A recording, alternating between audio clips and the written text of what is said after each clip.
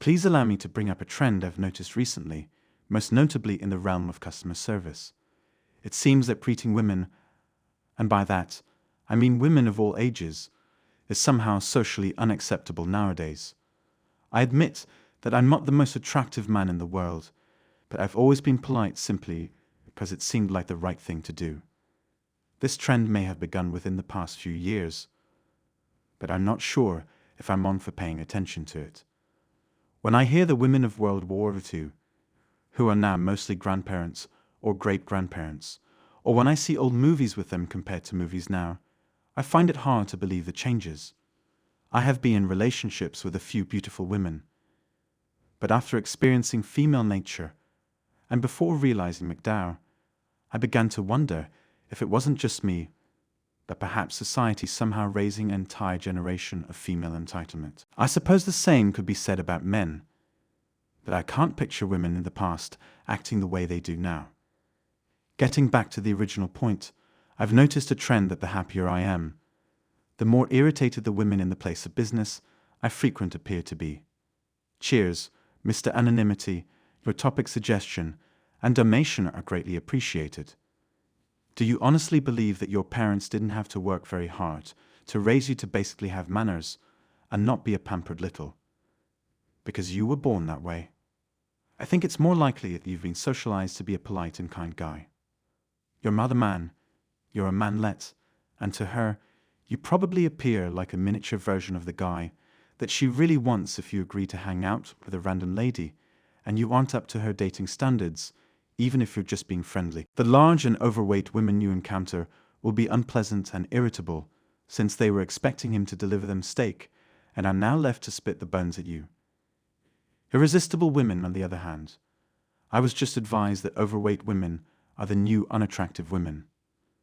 The next group of women seeking social fame will be unattractive, as part of some ugly acceptance movement, because apparently nobody wanted to ride, and now it's more popular to ride in mopeds in some parts of America.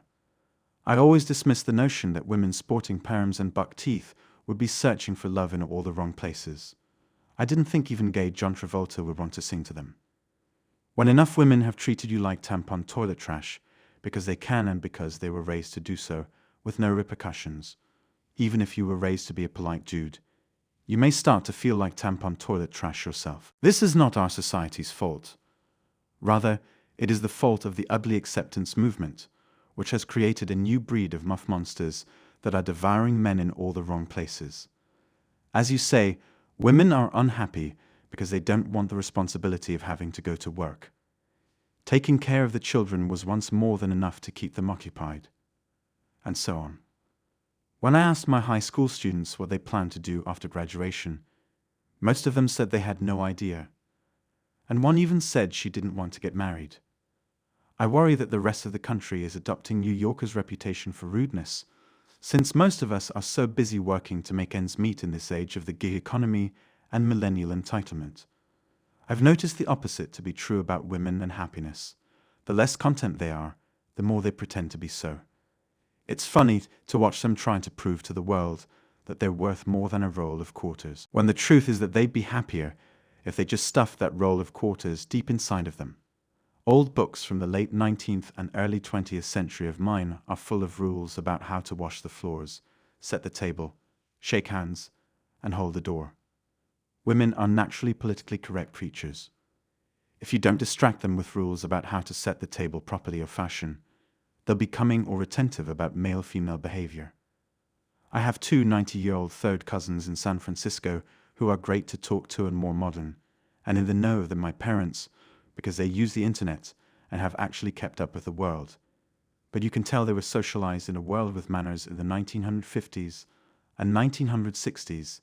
It's like watching the movie Catch Me If You Can, in which people from that era are incredibly naive and trustworthy because everyone understood that the 1960s were a time when people were more. As a result, women traditionally taught their children to be polite so that they would treat them well into old age, creating an unspoken social arrangement of codependency.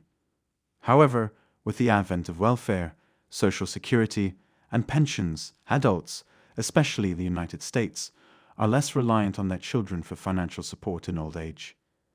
If I had to guess, I'd say you came here to complain about women in general.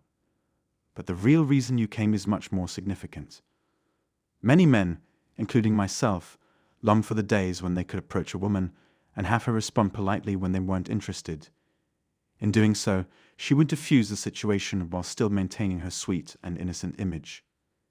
Women have always wanted to tell men to ask off with their eyeballs, but I suppose their mothers beat that impulse out of them at the age of 3 or 4 with a belt in favor of still more useful qualities like being nice, welcoming, accommodating, nurturing, and so on. Even if they didn't want to be, women knew that if their children married good partners, the odds are pretty good that the grandparents would also see an upgrade in lifestyle.